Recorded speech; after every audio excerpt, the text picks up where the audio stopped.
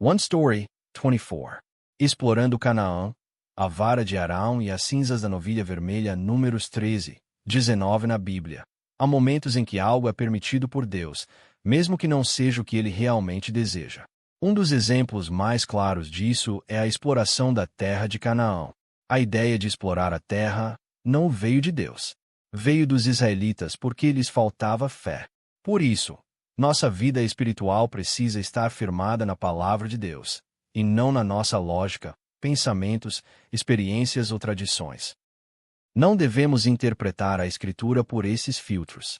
Devemos receber a palavra como ela é, descobrindo a Deus todos os dias por meio de sua palavra viva, e caminhando bem perto dele.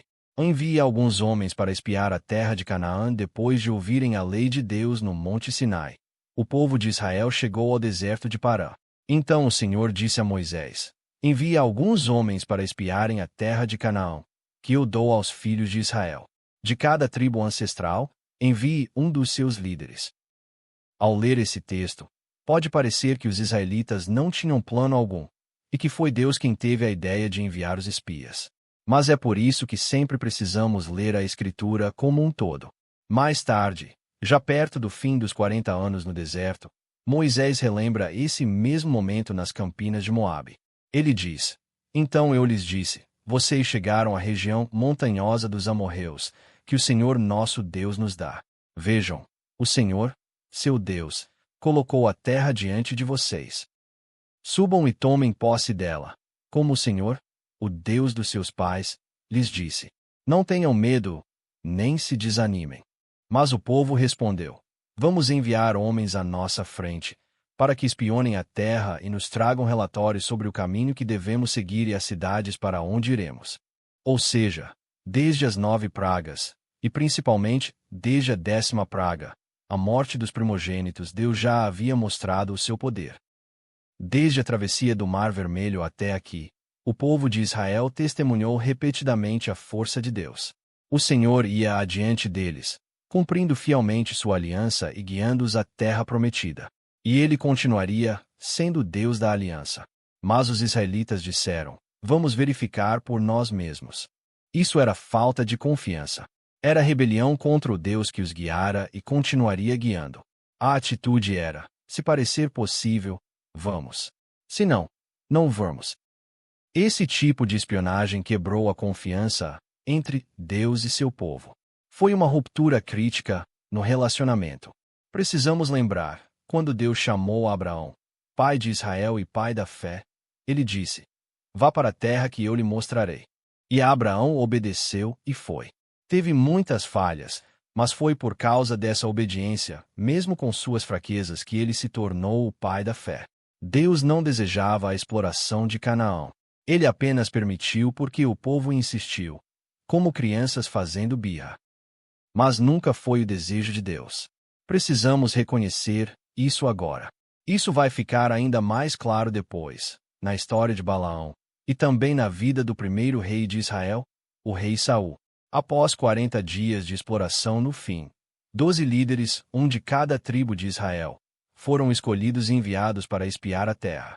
Moisés lhes disse: vejam como é a terra e se o povo que nela habita é forte ou fraco, se são poucos ou muitos. Como é a terra em que vivem? É boa ou ruim? Como são as cidades? Não têm muros ou são fortificadas? O solo é fértil ou pobre? Há árvores ali ou não? Mas essas instruções não vieram de Moisés, vieram do povo. Mais tarde, nas campinas de Moabe, Moisés lembra que, quando o povo ouviu o relatório dos espias, se recusou a entrar em Canaã, eles se rebelaram contra a ordem de Deus. Moisés havia lhes dito: não fiquem apavorados, não tenham medo deles. O Senhor, seu Deus, que vai adiante de vocês, lutará por vocês, como fez no Egito, diante dos seus olhos. E no deserto vocês viram como o Senhor, seu Deus, os carregou, como um pai carrega seu filho, por todo o caminho até chegarem aqui. Mesmo assim, vocês não confiaram no Senhor, seu Deus, que ia adiante de vocês na jornada, de noite no fogo e de dia na nuvem, procurando lugares onde acampar e mostrando o caminho a seguir. Mas naquele momento, o coração deles já estava endurecido. Vou dizer mais uma vez: o envio dos espias já era sinal de fracasso. Por isso, 40 anos depois, Josué, um dos 2 espias fiéis, ao preparar o envio de homens para espionar Jericó, não enviou um de cada tribo. Ele simplesmente escolheu 2 homens de confiança e lhes disse: vão e observem a terra, especialmente Jericó. Na verdade, eles nem percorreram toda Canaã. Foram direto a Jericó, encontraram Raabe, a prostituta, e voltaram apenas com sua confissão de fé. Se os 12 espias de Números foram enviados para decidir se deveriam ou não entrar em Canaã, os 2 espias de Josué foram enviados para saber como entrar. A questão não era devemos ir, mas como vamos prosseguir. Essa é a diferença. Depois de 40 dias de exploração, os líderes voltaram com um relatório. Como era de se esperar, disseram: a terra que exploramos de fato mana leite e mel. Mas o povo que lá habita é poderoso, e as cidades são fortificadas e muito grandes. Até os descendentes de Anak vimos lá. E depois, não podemos atacar aquele povo, são mais fortes do que nós. A terra que exploramos devora os que nela vivem. Todos os que vimos lá são de grande estatura. Vimos os nefilins lá. Parecíamos gafanhotos aos nossos próprios olhos, e assim também parecíamos para eles. Desde que saíram do Egito até esse momento, nunca haviam lutado uma batalha com suas próprias forças, e mesmo assim agora estavam comparando sua força com a dos cananeus. Mesmo com Caleb e Josué tentando intervir, vamos subir e tomar posse da terra. É certo que conseguiremos. E mais, a terra que percorremos é extremamente boa. Se o Senhor se agradar de nós, Ele nos fará entrar nessa terra, terra que mana leite e mel, e nos dará. Não se rebelem contra o Senhor. E não tenham medo do povo da terra, porque os devoraremos. A proteção deles se foi, mas o Senhor está conosco. Não tenham medo deles. Ainda assim, não adiantou. Aos olhos dos 10 espias, tudo o que conseguiam ver eram as cidades fortificadas e os gigantes. E aos ouvidos dos israelitas, tudo o que conseguiam ouvir era: eles são fortes e grandes. Nós somos pequenos e fracos. Apenas nos olhos e ouvidos dos que vivem pela fé é possível enxergar o Deus que habita naquela terra forte, poderosa e aparentemente impossível, e ouvir a sua voz. Até quando este povo me tratará com desprezo? Até quando recusará crer em mim? Toda a congregação levantou a voz e chorou, em alta voz durante toda a noite.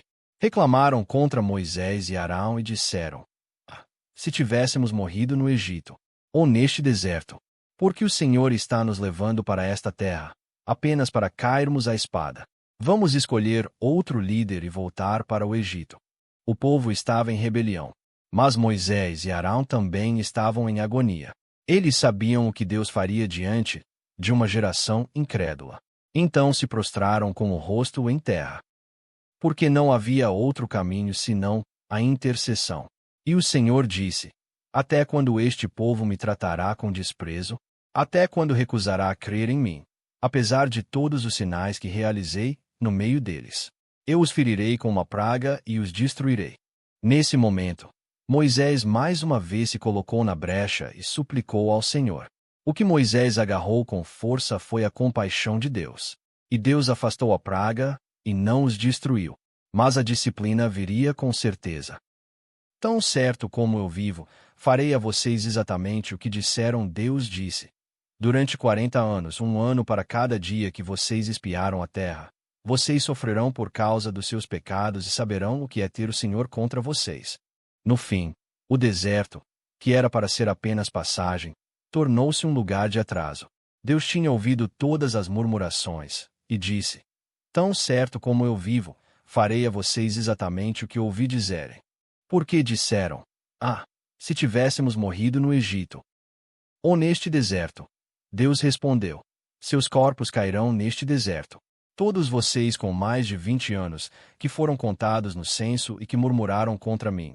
Nenhum de vocês entrará na terra que, com mão levantada, jurei dar como habitação a vocês, exceto Caleb, filho de Jefoné, e Josué, filho de Num. Seus corpos cairiam no deserto, e seus filhos sofreriam as consequências da rebelião, vagando pelo deserto por 40 anos. Deus não enviou uma praga sobre todos, mas os espias que deram um relatório negativo morreram diante do Senhor por uma praga. Apenas Josué e Calebe sobreviveram, e dentre os homens com mais de 20 anos, foram os únicos que entrariam em Canaã. Quando os israelitas ouviram tudo isso, disseram: Agora estamos prontos para subir à terra que o Senhor prometeu. Pecamos. Mas quando Deus não está com eles, até mesmo a melhor intenção em batalha leva à derrota. E assim foram derrotados. A estrutura dupla das Escrituras neste ponto, precisamos compreender um princípio: a estrutura dupla das Escrituras. A mensagem da Bíblia se aplica tanto no seu contexto histórico original, quanto à luz de Jesus Cristo. Em outras palavras, a história de José não é apenas sobre José. Ela aponta para Jesus.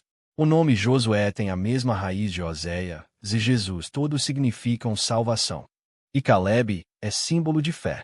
É por isso que, embora Moisés, representante da lei, não tenha entrado na terra prometida, quem entrou foram Josué e Calebe. A mensagem é clara. A entrada na terra é uma imagem da salvação, que não vem pela lei, mas pela fé. Egito, deserto e Canaã não são apenas localizações geográficas. O Egito representa o mundo antes de sermos povo de Deus. O deserto é a jornada de transformação, de saída do mundo rumo ao reino de Deus. E Canaã é a imagem do céu. Então, mesmo que a primeira geração morra e a segunda entre na terra, podemos compreender Israel como um todo. O velho homem que saiu do Egito precisa morrer, e só o novo homem pode entrar em Canaã. Por quê? Porque no Mar Vermelho, pela graça de Deus, eles foram batizados para uma nova vida. Continuavam pecadores, mas agora eram filhos de Deus. Por isso o Novo Testamento repete: deixem de lado o velho homem. Não há diferença essencial entre a primeira e a segunda geração de israelitas. As histórias do Antigo Testamento estão cheias de significado profético em toda a Escritura. Quando vocês apresentarem ofertas ao Senhor depois do episódio dos espias em Canaã, sabemos que, dentre os que saíram do Egito, nem Arão, nem Miriam, nem Moisés entraram na terra prometida. Apenas Josué e Calebe entraram. Mas eles não foram os únicos. Todos os que tinham menos de 20 anos na época do censo também atravessaram o deserto e entraram em Canaã. Agora, Deus está falando com eles, com Josué e Calebe no centro. Sim, a rebelião do passado está sendo tratada, mas, ao mesmo tempo, Deus já está com o olhar fixo no povo entrando na terra e oferecendo sacrifícios a ele. Esse é o zelo de Deus. Porque é por meio desses sacrifícios que, um dia, a cruz de Jesus Cristo será cumprida. Então Deus fala a Moisés, dando instruções sobre várias ofertas que o povo deveria apresentar quando entrasse em Canaã. Holocaustos, ofertas de cereais e ofertas derramadas, cada uma com regulamentações específicas. Essas ofertas se aplicavam tanto ao natural da terra quanto ao estrangeiro que habitava entre eles. Deus também dá instruções sobre a oferta das primícias, quando começassem a comer do grão da terra. Em seguida, ele explica as ofertas a serem feitas por pecados involuntários, seja da comunidade, seja de um indivíduo. Para tais pecados, era necessário um holocausto, uma oferta de cereal, uma oferta derramada e uma oferta pelo pecado. Mais uma vez, a lei era a mesma tanto para o israelita quanto para o estrangeiro. Mas se alguém pecasse com arrogância, quebrando deliberadamente os mandamentos de Deus, isso era considerado blasfêmia. Essa pessoa desprezou a palavra do Senhor e violou seus mandamentos, e por isso deveria ser eliminada do meio do povo. Foi exatamente isso que vemos no caso seguinte. O homem que colheu lenha no sábado. Não foi acidente. Foi um ato intencional, deliberado. Por isso, Deus ordena que ele seja morto. Eu sou o Senhor, o seu Deus, que tirou vocês do Egito para ser o seu Deus. Deus disse a Moisés: Eu sou o Senhor, o seu Deus, que os tirei do Egito para ser o seu Deus. Eu sou o Senhor, o seu Deus. E então o Senhor ordena aos israelitas que se lembrem dos seus mandamentos e os obedeçam. Ele diz que façam franjas nas bordas das vestes, com um cordão azul em cada uma. Por quê? Para que, Ao olharem para as franjas, se lembrem de todos os mandamentos do Senhor e os sigam, para que não se prostituam seguindo os desejos do próprio coração e dos próprios olhos. Uma terra que mana leite e mel. Os israelitas saíram do Egito porque queriam, ou foram empurrados pelos egípcios e arrastados por Deus? Claramente, foram empurrados, e foi a mão poderosa de Deus que os tirou de lá. Em seus corações, tudo o que conseguiam pensar era na promessa dita por Moisés da parte de Deus, uma terra que mana leite e mel. Eles deveriam ter saído para encontrar Deus, andar com Ele, servi-lo. Mas, no fundo, o que havia nos seus corações não era o Deus que lhes deu os 10 mandamentos e leis jamais ouvidas antes, ordenando obediência. O que eles queriam era um Deus como um gênio da lâmpada, um que atendesse a todos os desejos deles, sempre que pedissem. Corá, coatita da tribo de Levi. A família responsável por carregar os objetos sagrados do tabernáculo juntou-se a Datã e On, da tribo de Ruben, e formaram um grupo. Com outros 250 líderes da comunidade, homens de renome, eles se levantaram contra Moisés e disseram: Vocês foram longe demais. Toda a comunidade é santa, cada um deles, e o Senhor está no meio deles. Por quê? Então, vocês se colocam acima da Assembleia do Senhor. Ao ouvir isso, Moisés se prostrou com o rosto em terra. Ele expôs o orgulho deles. Mas a rebelião não era apenas contra Moisés. Era contra o Senhor que havia designado Moisés e Arão. Quando Moisés mandou chamar Datã e Abirão, eles se recusaram a vir. Disseram: Será que não basta você nos ter tirado de uma terra que mana leite e mel para nos matar neste deserto? E agora ainda quer se fazer príncipe sobre nós? Você não nos levou para uma terra que mana leite e mel, nem nos deu herança de campos e vinhas. Vai arrancar os olhos destes homens também. Não iremos. Nas palavras deles, e nas reclamações desses líderes que representavam o povo, fica claro, eles estavam dizendo: Estávamos bem no Egito, e agora você nos arrastou para sofrer aqui. Se for para sair, que seja para algo melhor. Não havia mais caminho. Então Moisés, profundamente indignado, pediu os incensários usados pelos levitas e ordenou que colocassem fogo e incenso neles e os trouxessem diante do Senhor. Corá reuniu toda a congregação na entrada do tabernáculo e ficou contra Moisés e Arão. Era o fim. Não haveria mais chances. Quando o Senhor quis destruir toda a assembleia, Moisés e Arão mais uma vez se colocaram na brecha. Mas Deus fez a terra se abrir e engolir todos os que pertenciam a Corá, com suas tendas e pertences. E os 250 líderes com seus incensários, fogo saiu do Senhor e os consumiu. Mas o mais impressionante é isto. Moisés havia dito claramente: Assim saberão que foi o Senhor quem me enviou para fazer todas essas coisas, e que isso não partiu de mim. Se esses homens morrerem de morte natural, então o Senhor não me enviou.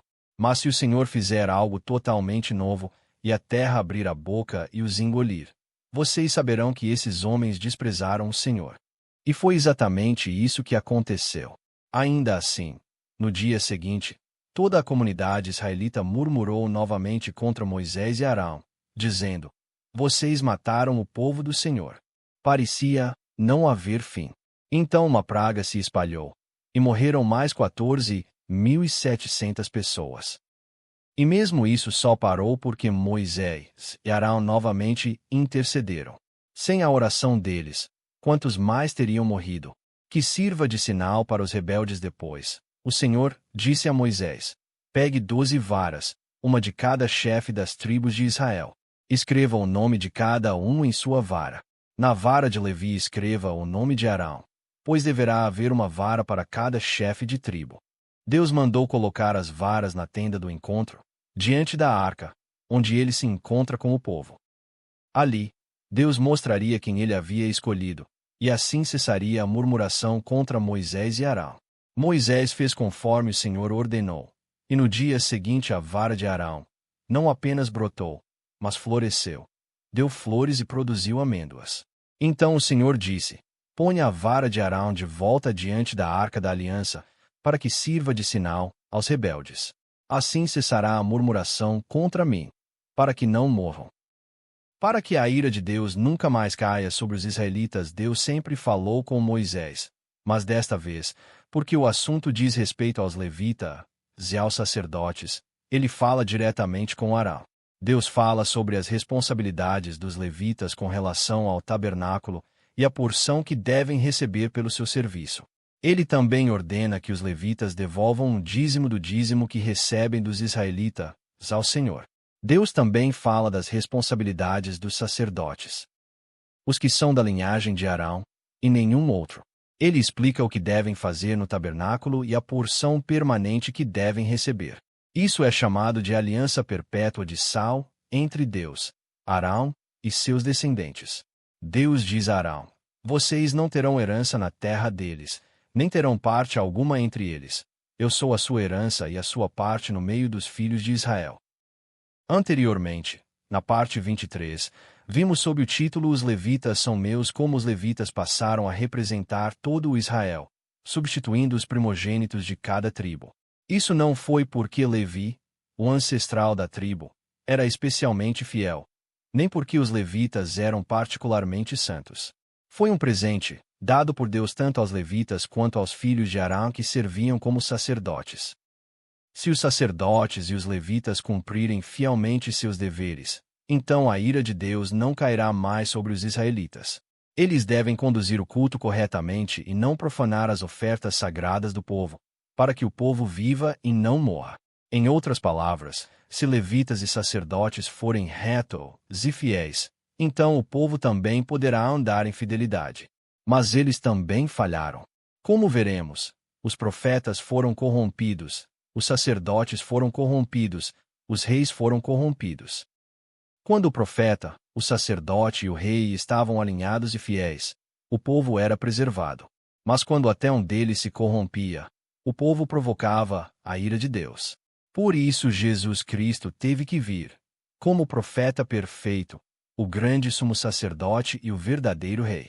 É por meio de Jesus Cristo que a ira de Deus nunca mais cairá sobre seu povo. Uma novilha vermelha sem defeito nem mancha os sacerdotes e os levitas, como representantes do povo, foram ordenados a cumprir fielmente seus deveres para que a ira de Deus não caísse novamente sobre Israel. Mas, na realidade, eles não conseguiam. E Deus, sabendo disso, apresenta imediatamente o caminho da expiação. Deus diz a Moisés para estabelecer o seguinte como um estatuto perpétuo: uma novilha vermelha, sem defeito ou mancha, que nunca tenha sido posta sob jugo, deverá ser trazida pelo sacerdote Eleazar. Ela deverá ser levada para fora do acampamento e sacrificada na presença dele. Ele deve pegar um pouco do sangue com o dedo e aspergir 7 vezes para a frente da tenda do encontro. Depois, a novilha, sua pele, carne, sangue e intestinos deverá ser completamente queimada. Nesse momento, madeira de cedro, isopo e lã tingida de escarlate devem ser lançados ao fogo que consome a novilha. Isso é uma figura de Jesus Cristo, o Cordeiro sem mancha, oferecido por completo fora do acampamento, na cruz. O sacerdote então recolhe as cinzas da novilha e as armazena fora do acampamento.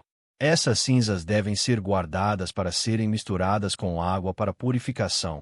Ela se torna uma oferta pelo pecado, uma purificação para o povo. Deus também dá instruções específicas sobre como se purificar de diversas formas de impureza. Qualquer pessoa que estivesse impura e não se purificasse deveria ser eliminada da comunidade de Israel. Deus confronta ativamente a impureza, a contaminação e o pecado. Assim como Deus disse: sejam santos, porque eu sou santo. O povo de Deus é chamado a obedecer seus mandamentos. Coisas que antes pareciam banais agora se tornam impuras. Isso é o que significa ser separado. Deus continua com zelo incansável a confrontar a natureza antiga de seu povo. Eles continuam desejando o Egito, continuam pensando apenas em si mesmos, mas o amor de Deus por eles não cessa. E, no fim, será pela morte de Jesus Cristo que Deus formará um povo para si. A história do amor apaixonado de Deus continua.